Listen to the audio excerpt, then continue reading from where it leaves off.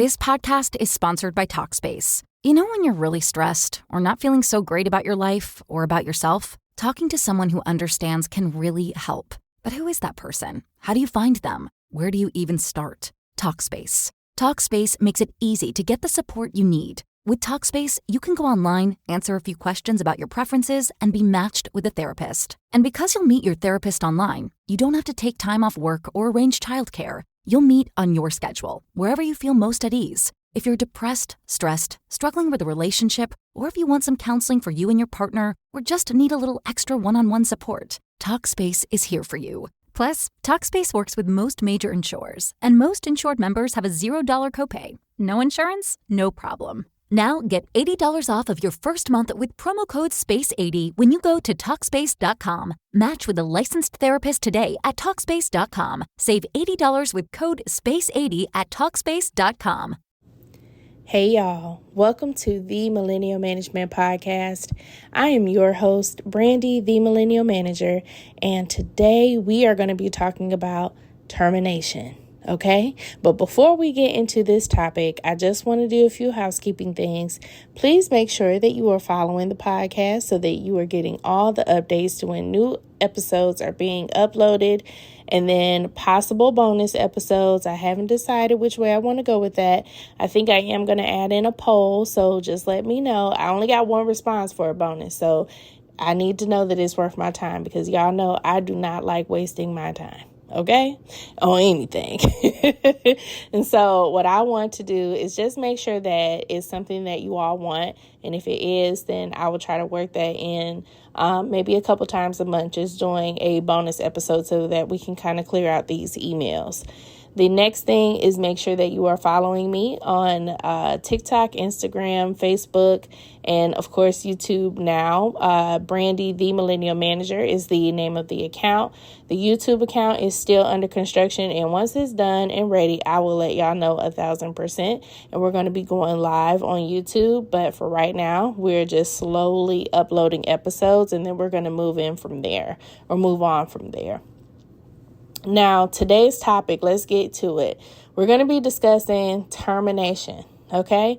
Now, this is a big thing for a lot of people. I'm just going to tell y'all, it happens. If you have been terminated and you are struggling with the termination, please know, baby, that it happens to the best of us. I have been terminated before. It's okay. Now, my termination, I'm going to tell my story, happened when I was at Circle K. And this was back in maybe like 2011 or something. It was before I got my first front desk position. And the manager of the store, she was a brand new person coming in, and I was following the orders of the old manager and kind of going against what this woman was requesting of me. Maybe it didn't make sense to me then, but it didn't matter because she was the manager and this is what she was telling me to do. And I just kind of kept bucking against it. And then one night I got to work and I'm thinking like, I'm finna go in here, do what I need to do and go home, work my little 11 to 7. Baby, no, don't worry about clocking in. Wait until such and such get here. I can't even remember the lady's name.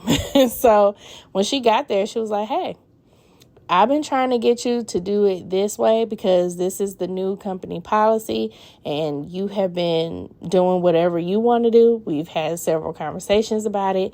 You have not followed any protocols. Good night. You are fired. And I sat there and looked at her like, you really finna fire me?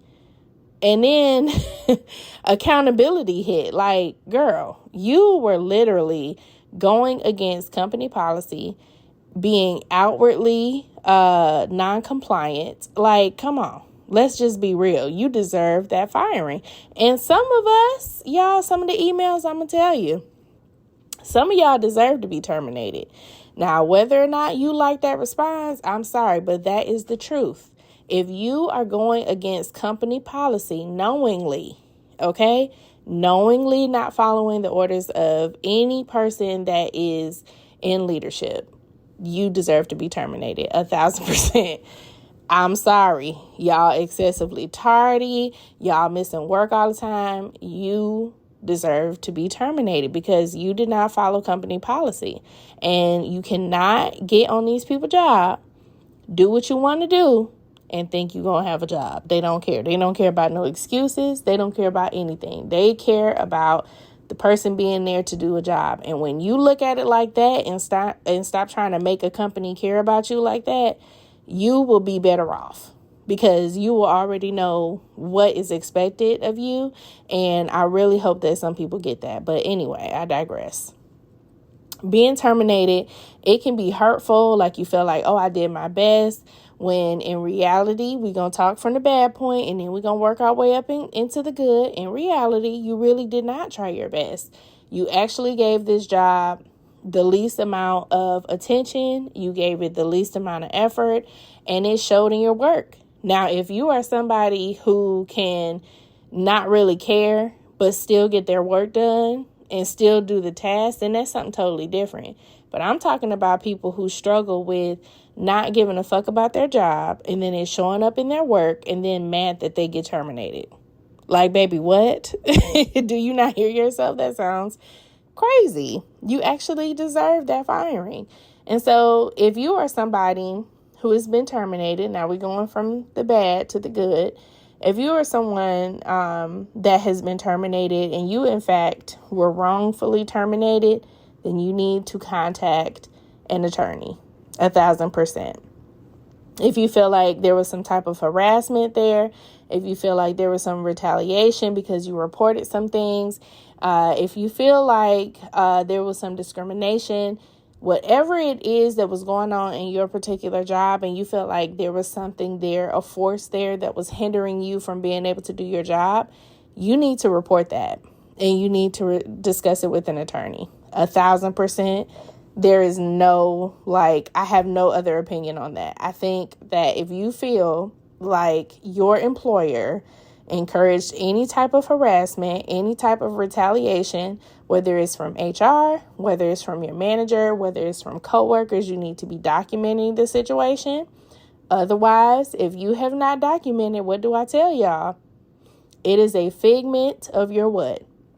Imagination. It did not happen. If you didn't write it down, it didn't happen. It didn't happen when she was wearing that red shirt on Tuesday at 11:30 in the morning, when she had on this and she said that. It didn't happen when y'all was over there by the coffee machine. It did not happen because you didn't write it down. Detailed documentation is what is going to help you win whatever case you need to. So if you feel like that's the case, you feel like you were wronged, you need to contact an attorney. 1,000%. Now, how do we even get to this? In some work environments, they will place you on a PIP. A PIP is a performance improvement plan, and when it's given to you, it says on the paper that they want you to meet these clear goals, these clear timelines, and by which they say that they want you to be successful. They want you to come off of this performance improvement plan by meeting said goals, meeting said measurements. But in reality, when I see a PIP, that person is already out of the door. 1,000%. When you are given a PIP, then that means that they have kind of marked your grave and said, okay, we're just going to buy ourselves some time till we find other talent, or until we could just get her or him up out of the office. Literally. It's literally like them saying, this is our last effort to support this person or help this person. Is it right? No. But it happens, and you need to understand that that is a tactic, okay? If I see a PIP come across my desk, I'm 1,000% looking for another job, because most times the goals that they have set are astronomical and they're not realistic when they put these goals together, and they have already made up their mind about you. And there's no guarantee that if you even meet these goals, meet these timelines, that you're going to continue to stay employed. So it's a toss-up. Like, do you really like your job? Are you willing to risk staying there and meeting these goals, meeting the projections, and then still being given the boot? Do you want to do that? Or the option is, do you ride this time out? Still apply yourself so that you can keep your job, but start actively looking 1,000%. Now, when you are given a PIP, sometimes it is very,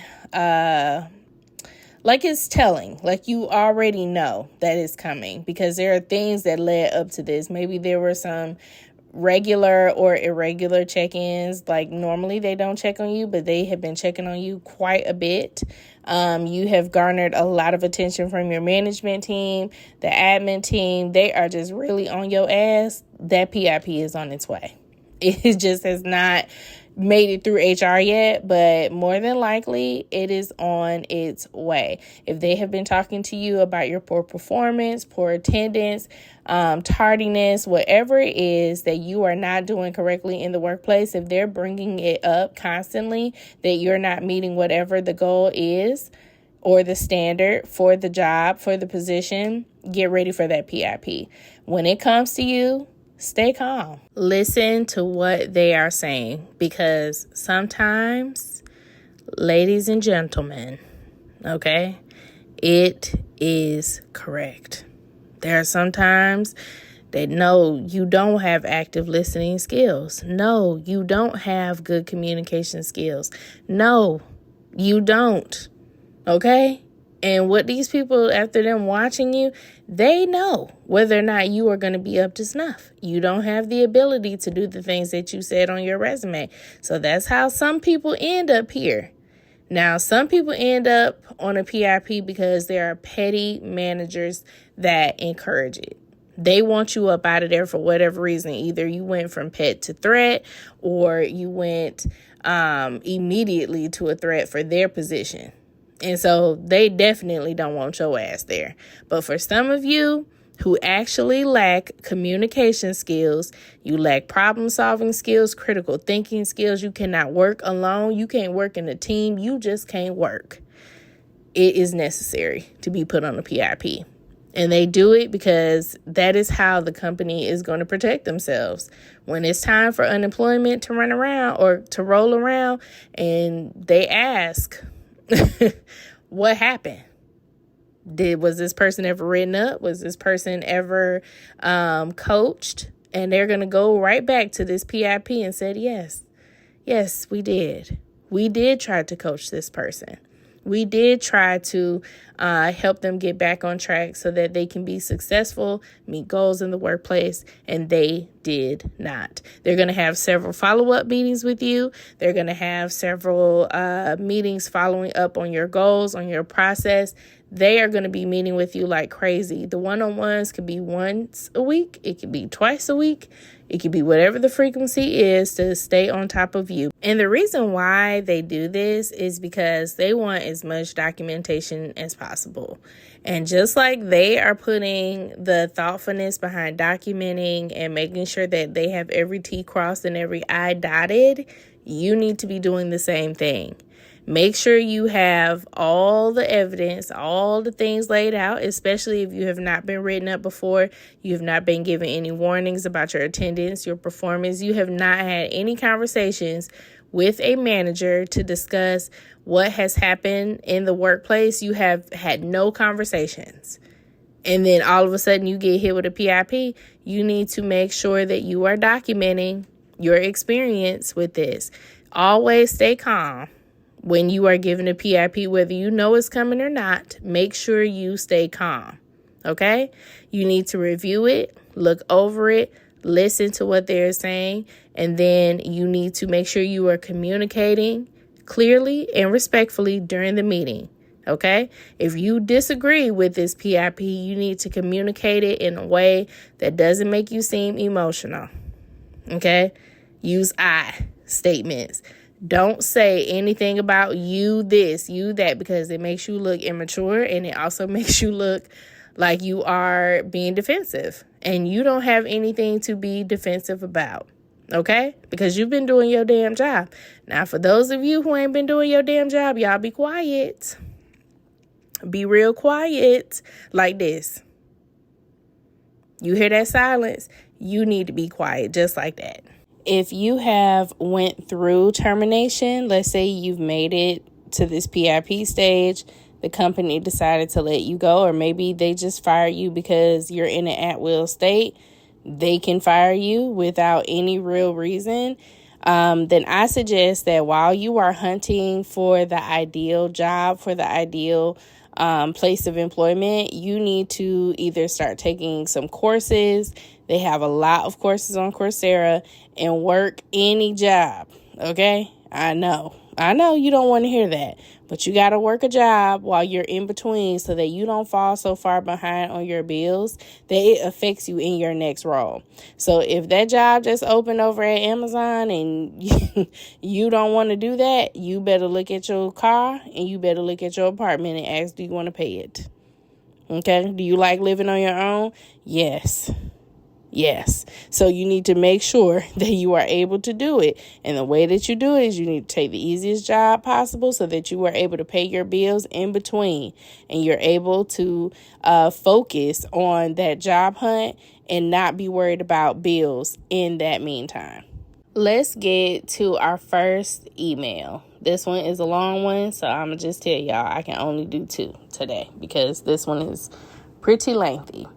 It says, "Hi, I hope this finds you well." It did. I am well. Thank you very much. So I'm currently facing termination at my current job. The company I work for is a pretty well-known bank. They take attendance really seriously. Their policy is once you run out of sick time and vacation time, the first time you call out, you get a letter of education, meaning they finna educate your ass on the policy, okay, is what I'm assuming she means. Second time, a written warning. Third time is the final warning, okay? They not gonna tell you no more. After that, potential termination. So I started working here in January of this year. They gave us access to all of the PTO for the whole year, so 80 hours of sick time, 120 hours of vacation time, with this being my first corporate job and me going through homelessness during my training. I did run through my time pretty quickly. Around May, I had my monthly one-on-one with my manager, who asked me why was I going through my time so fast. I explained my home situation. Oh my God. No, you didn't. Please tell me.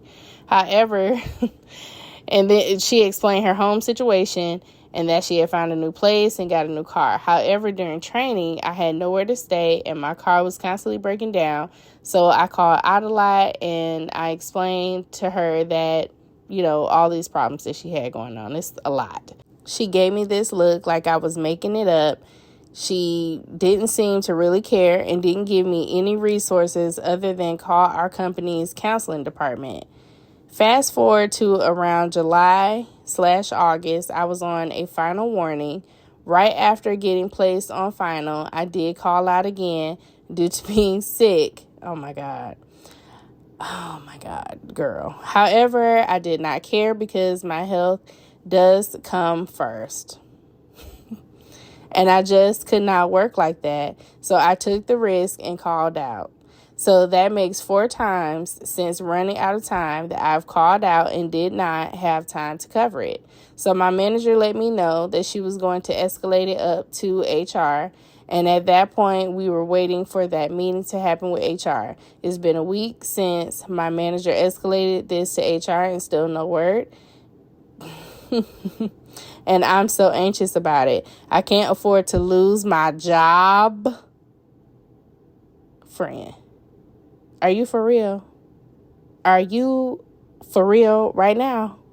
You for real? You can't afford to lose your job?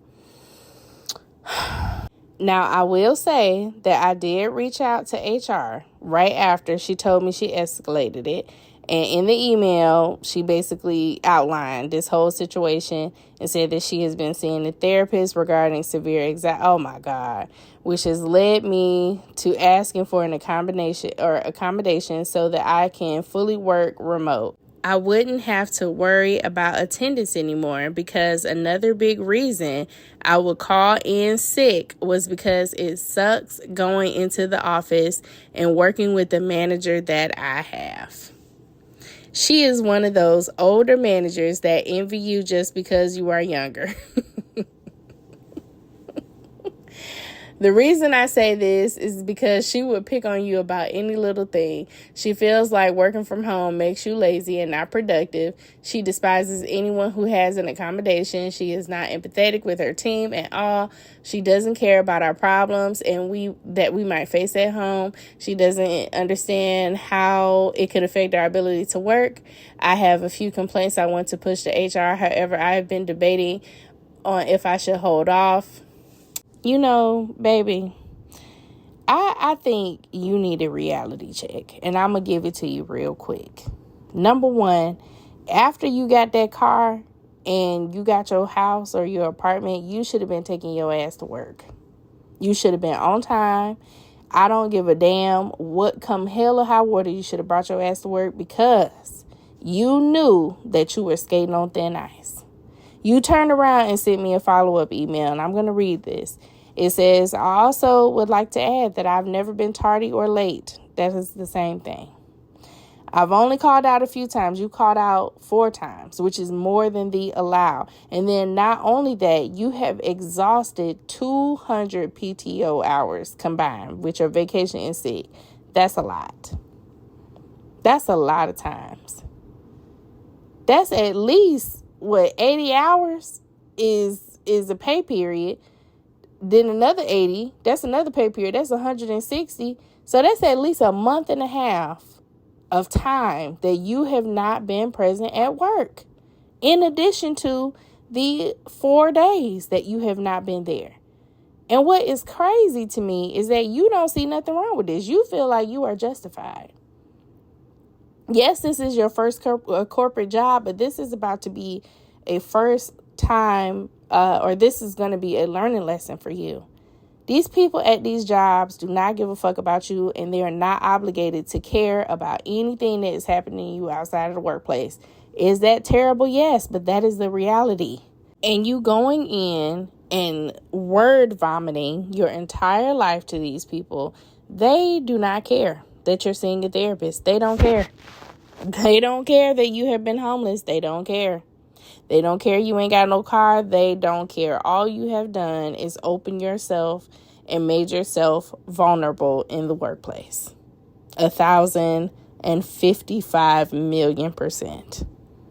So what I want you to do, baby, is learn from this because, tomorrow's Friday. And that may be your last day at this bank. I want you to learn from this. Do not do this anymore. Just because you don't like your manager is not a good reason to not go to work. I understand your mental health and everything, but you just got your car. You just got your apartment. You just got it. And now you are just about to be applying for new jobs. I want you to do better. Please do better. And don't ever make a choice like this again. I want you to make better choices and think about the consequences of your actions when you allow someone to have that much control over your life that it affects your job. Okay? That's what I want for you. Lord have mercy, Jesus. I am tired after reading that one. Okay? But anyway, Lord have mercy. My name is Betty. We go on to our next email. My name is Betty, and my supervisor has it out for me. She became my supervisor in February and was new to the department, having no knowledge. My office mate later quit due to them not paying her, which left me being the one-person showrunner for 3 to 4 months with little help from her, as she did not know how to do the job nor move as fast as me. We always bumped heads as she nitpicked me being quiet or not talking at our bi-weekly one-on-one meetings. However, we were always talking. So there wasn't anything to update her about. And plus, having someone being a know-it-all is exhausting. Also, she took my ideas for department improvements. As time progressed, we still butted heads. However, she began to say communication had gotten better and there were no complaints. I mentioned to her that I wanted to seek other opportunities, and she asked about my educational background, and I told her. She said, "And you chose document control?" I replied, "Yes." since there were little opportunities at the time. 1 week later, I was notified by the head of quality, who I had complained about the supervisor to 2 times already, that I had been placed on a performance improvement plan. I do my job and keep my head down, so the issue of my work ethic is crazy. A day or so before, she tried to say that I was falsifying work hours by manually putting in my time. However, I was told by my previous supervisor that it was okay to do so. Now, a PIP was her maneuver. The head of quality approved it since my previous manager mentioned it earlier, and my printing percentage was low to her liking, or low for her liking, but I had improved, so there were no issues there. I showed him the printed evidence of what she was saying makes no sense, but he still took her side. This new supervisor wrote so many stupid, untrue things in the PIP, saying that I shrug my shoulders and don't talk during meetings and have excessive phone usage that she monitored, but she wouldn't say any names, and a project she assigned to me which wasn't completed. Everything she gave me on the PIP has been completed, and I'll be off the PIP in November. I was placed on the PIP in August, or on August 15th. She doesn't want me to leave document control and is jealous of me. I know the PIP will stay on my record. What should I do? I live in South Carolina, and there isn't much opportunity here, and I'm a single mom trying to make a better income for my family. Thanks, Betty. Betty, baby, yes, you have a manager who is trying to stop you from progressing, because that means you're going to leave her. Your biggest mistake is that you told her what you wanted to do. Never, ever tell your superior what you want to do. As far as moving on with your career, maybe applying for a new job, don't you ever tell them or anybody that you work with your aspirations. Okay? You just need to do it. Don't share with anybody. You keep that private and personal. So I do feel like your manager is coming for you. But one correction I do want you to notice is that your previous manager told you that it was okay to do that, but this manager did not, which created an avenue because you're operating off of what your previous manager did. That person isn't here anymore, so you have to go with the flow of the new supervisor, whether you like the flow or not, until you can come from underneath this person. Now, to me, looking at this situation, I 100% think you need to start looking for another job, because she's just going to continue attacking you like this. And if you don't want to get hit with a surprise fire because now she did a successful PIP, if anything else happens within the 90 days, it's grounds for termination. And so you need to make sure that you protect yourself, and not allow this woman to have your income and your life, your livelihood in her hands. You need to go and work somewhere else. I know it's hard to find an opportunity, but you really have to put the pedal to the metal. November is just 1 month away. And if she would lie about the stuff she said you did, she will lie about anything. And you cannot trust her. Keep the relationship surface level in the meantime. Play this game so that you can do what you need to do. Okay? Play the game so you can do what you need to do. Make sure your ass is on time for work. Make sure you are not late. Make sure that you ask her if there's any time putting that she needs to go in there and put it, learn from this, and figure out how to maneuver until you can do better. Well, that is it for today, y'all. Please make sure that you respond to the poll just in case you want a extra episode or a bonus episode. I'm going to try and do at least 2 out of the month. We're going to start with 1, baby steps, 1 out of the month, and then that's going to be like a bonus email episode. If you have any career questions that you would like read on the podcast, send them over to the Mill Management Pod. The is spelled THEE, Mill, MILL, Management, fully spelled out, Pod, POD, gmail.com. As always, make sure you are following on social media.